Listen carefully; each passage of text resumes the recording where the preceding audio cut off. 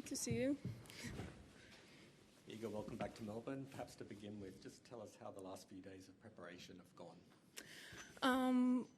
Great. I had, pretty solid practices, so I'm happy to be here, and I'm happy that I have a long time to, get the conditions and get a feeling of these courts.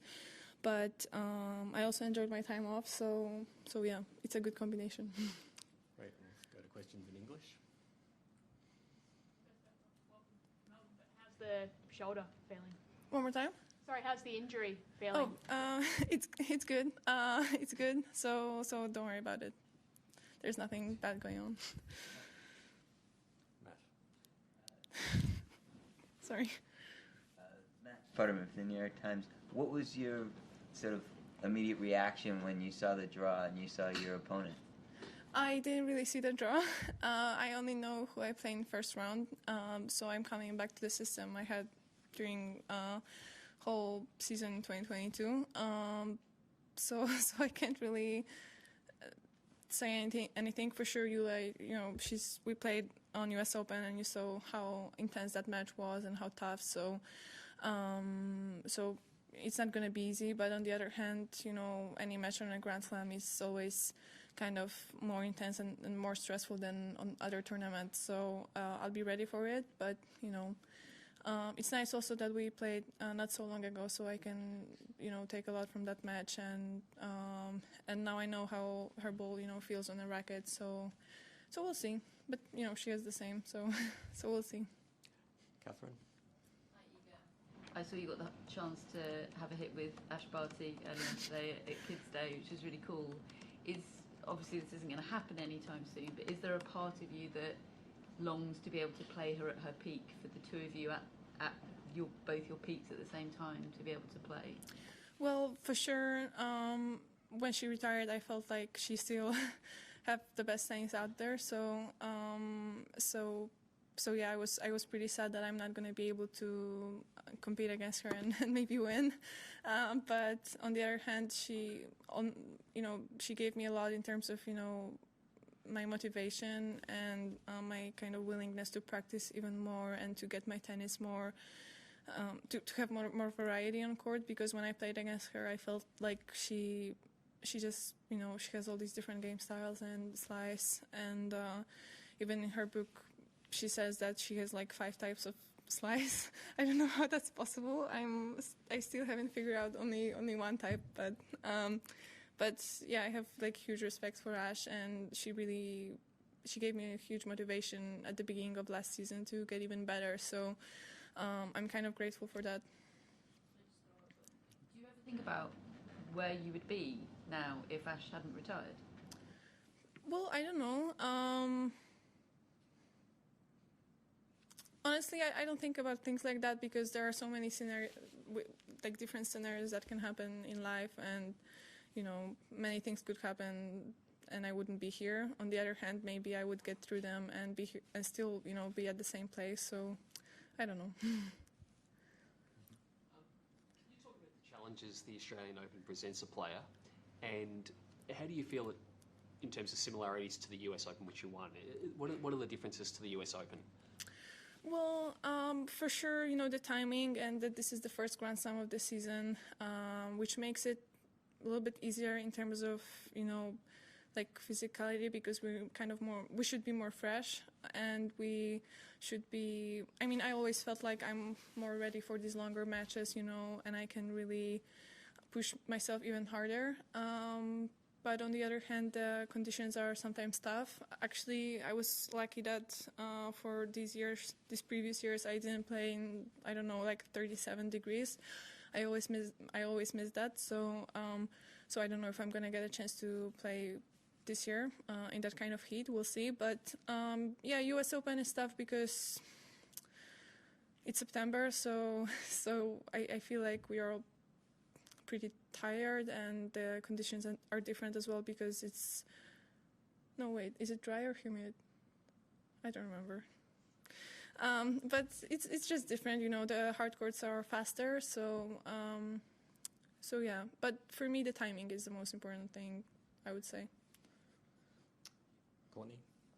Last year, You said that during the off season and early on working with Tomasz that you were working on being more aggressive and kind of embracing that game. So I'm curious for this preseason and this season, the early stages of the season, have you guys talked about kind of what the improvements they wanted to see, what you guys worked on, what is the next evolution of the Iga Swiatek game? Well, I wouldn't say that.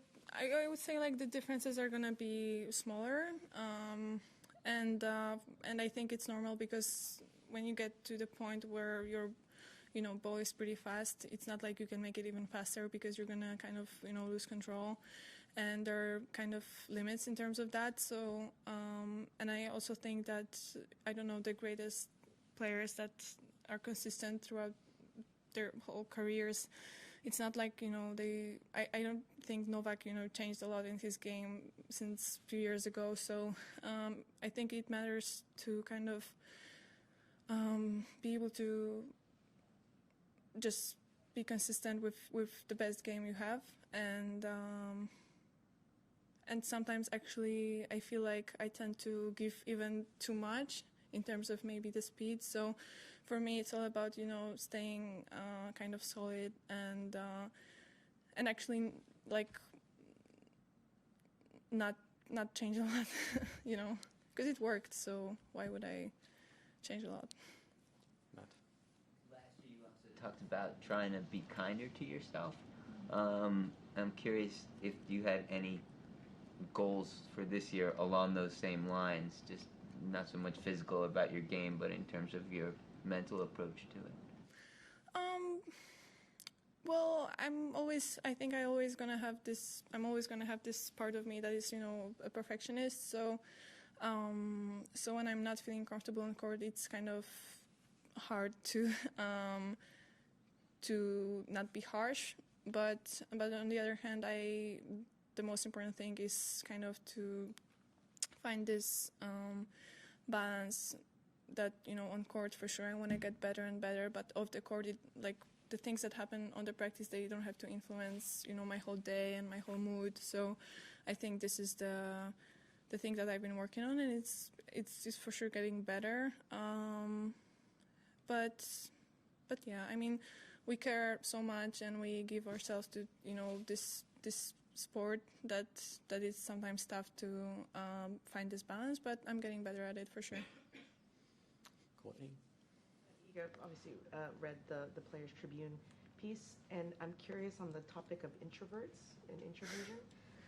Do you think that tennis is a sport where introverts tend to thrive, or if there's something built about it that seems to, maybe it seems to, maybe I'm wrong, but seems to cater towards a more introverted personality, or do you think that it's 50-50? What do you think?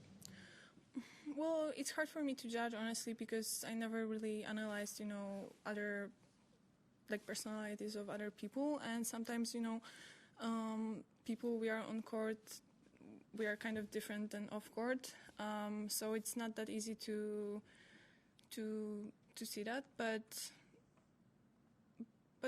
yeah, well, it's individual sport, so it should be a little bit easier. But on the other hand, most of the time we spend on site, we're spending with our teams, and you have to also be able to communicate well in this area and have a good relationships, because when you don't stay in one place all the time, it's also harder to make connections. So you kind of have to work on that and not be so introverted.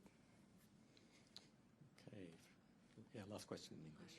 What are your three greatest strengths? On court? Yeah. Should I say? No, because my coach is like, you say too much. So I would say my backhand, second serve, and return, and footwork maybe.